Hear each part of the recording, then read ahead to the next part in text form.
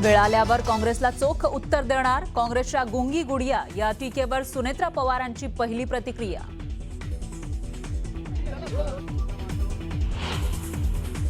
मला असं वाटतं की अतिशय खालच्या स्तरावर हे उतरलेले आहेत. इतक्या खालच्या स्तराला जाणारे हे आता आपल्याला पहिल्यांदाच पाहायला मिळत आहेत. काँग्रेस अतिशय खालच्या स्तरावर उतरली आहे. बातम्यांमध्ये राहण्यासाठी अशी वक्तव्य केली जातात.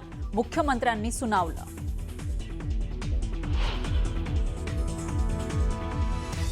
सुनेत्रा पवार सक्रिय राजकारणात कार्यरत, त्यांच्याबाबत बोलताना पातळी सोडून बोलणं योग्य नाही. पृथ्वीराज चव्हाण यांचा काँग्रेसला घरचा आहे. शिवसेना पक्ष आणि चिन्हावर सुप्रीम कोर्टात आता बुधवारी होणार सुनावणी. धनुष्यबाण चिन्ह कोणाला मिळणार, कोर्टाच्या या सुनावणीकडे सगळ्यांचं लक्ष.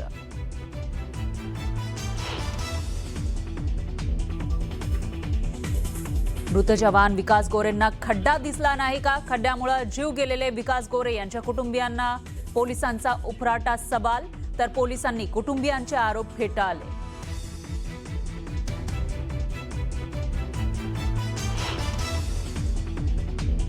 नवी मुंबई विमानतळाला दिबा पाटलांचं नाव देण्याच्या मागणीसाठी दिल्लीत जंतर मंतरवर उद्या भूमिपुत्रांचं आंदोलन. सरकार निर्णय का घेत नाही, खासदार म्हात्रेंचा सवाल.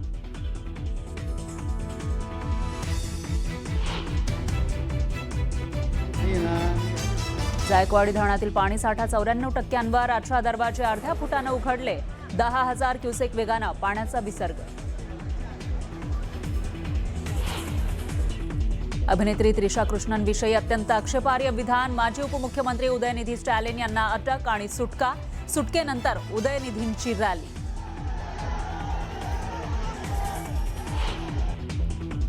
आणि फुकेटहून दिल्लीकडे येणाऱ्या एअर इंडियाच्या विमानात अचानक भीषण टर्ब्युलन्स. विमान थांबलं, उलटं सुलटं झालं. प्रवाशाचा दावा, तर अनेक प्रवासी जखमी. रुग्णालयात उपचार सुरू.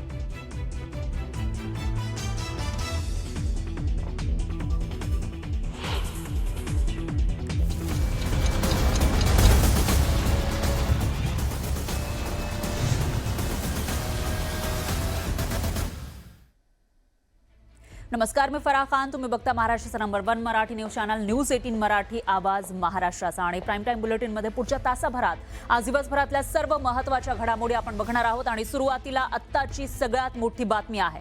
तामिळनाडूमध्ये आज नेमकं काय घडलं हे तुम्हाला माहिती असेल. आणि त्यानंतर उदयनिधी स्टॅलिन यांचं चेन्नईत शक्ती प्रदर्शन पाहायला मिळत आहे. त्यांना आज अटक झालेली होती, त्याच्यानंतर सुटका केली. आणि आता अशा पद्धतीनं उदयनिधी स्टॅलिन यांचं शक्ती प्रदर्शन या ठिकाणी पाहायला मिळालं आहे. एक प्रकारे रॅली काढण्यात आली आहे. पोलीस चौकशीनंतर उदयनिधी यांची सुटका झाली आहे.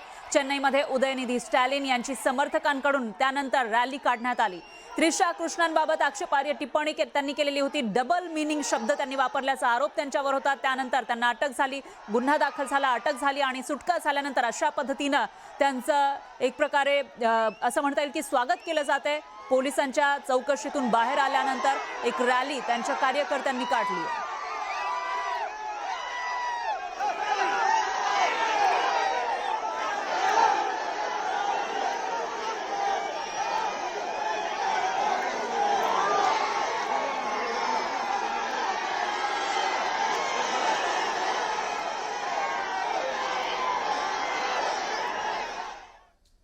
दरम्यान आज तामिळनाडूमध्ये हाय व्होल्टेज ड्रामा रंगलेला होता. अभिनेत्री तृषाचं नाव घेऊन थलपती विजय यांना डिबचणं, तामिळनाडूच्या माजी उपमुख्यमंत्र्यांना भोवलं. अभिनेत्री तृषा यांच्याबाबत द्विअर्थी वक्तव्य केल्यानं विरोधी पक्षनेते उदयनिधी स्टॅलिन यांच्यावर थेट पोलीस केस झाली आणि अटक सुद्धा झाली. नंतर त्यांची सुटकाही झाली. पण या प्रकरणामुळे मोठं वादळ उठलं. कसं ते पाहूयात या रिपोर्टमध्ये.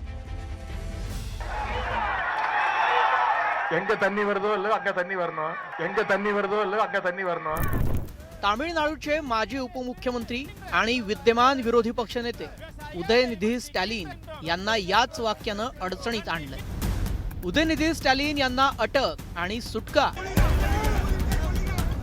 अभिनेत्री त्रिशाबाबत द्विअर्थी टिप्पणीवरून वादंग. स्टॅलिन यांच्या अटकेनं तामिळनाडू तापलं.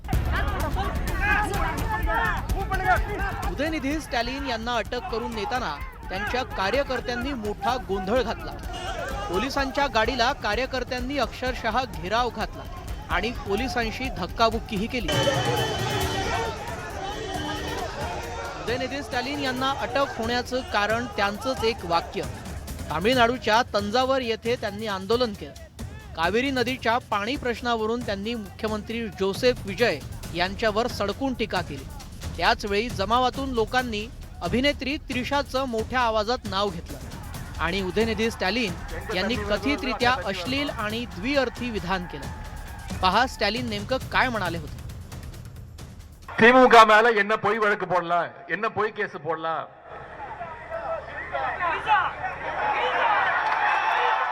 எங்க தண்ணி வருதோ இல்ல அங்க தண்ணி வரணும்.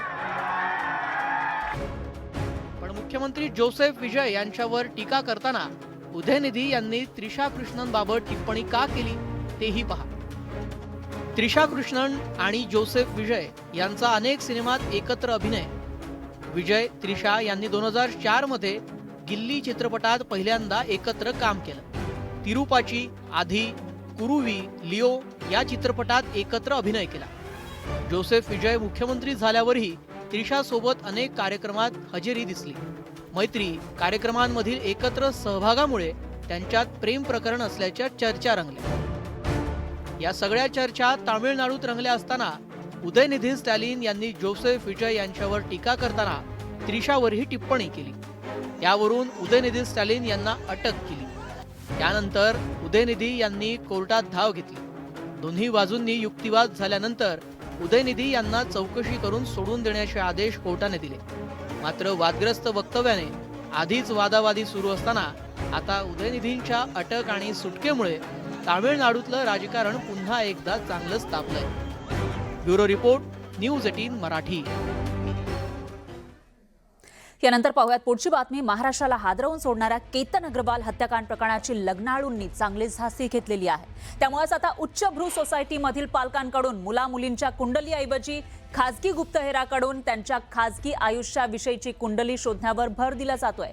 केतन अग्रवाल हत्याकांडामुळे सियासारखी मुलगी नको अशी चर्चा सुरू झाली आहे. त्यासाठी उच्चभ्रू वसाहतींमध्ये खासगी गुप्तहेरांच्या मदतीनं भावी वर किंवा वधूची माहिती मिळवली जाते आणि यासाठी खासगी गुप्तहेराला लाखो रुपये सुद्धा दिले जात आहेत.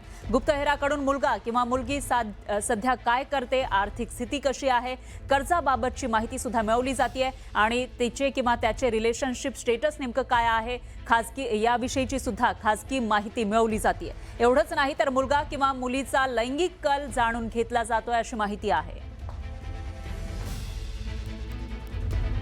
तर नेमकं हे प्रकरण काय आहे आपण समजून घेऊयात. ग्राफिक्सच्या माध्यमातून कशा पद्धतीनं ही माहिती मिळवली जाते. जेव्हापासून केतन अग्रवाल हत्याकांड प्रकरण समोर आलं तेव्हापासून धास्ती घेतलेली आहे लग्नाळूंनी आणि आता लग्नाच्या आधी नेमकं काय बघतायत तर लग्न जमवण्याआधी चौकशी केली जाते. जो काही पार्टनर आहे, मुलगा किंवा मुलगी बघतायत, त्यांची चौकशी केली जाते. भावी वधूबाबत खासगी गुप्तहेराकडून चौकशी केली जात असल्याची माहिती आहे आणि लाखो रुपये देऊन ही माहिती काढली जाते असंही कळतंय. याशिवाय मुलीचं शिक्षण, व्यवसाय नेमकं काय आहे याविषयीची सुद्धा माहिती मिळवली जाते. म्हणजे ज्या वेळेला लग्न ठरतं त्यावेळेला सांगितलं जातच, पण ते ॲक्च्युअलमध्ये नेमकं काय आहे त्याविषयीची माहिती अशा गुप्तहेरांकडून मिळवली जाते. मुलीचं सध्याचं रिलेशनशिप स्टेटस नेमकं काय आहे ते सुद्धा या गुप्तहेरांकरवी माहिती करून घेतलं जाते. आर्थिक परिस्थिती, कर्जाची माहिती सुद्धा या गुप्तहेरांकडून मिळवली जाते.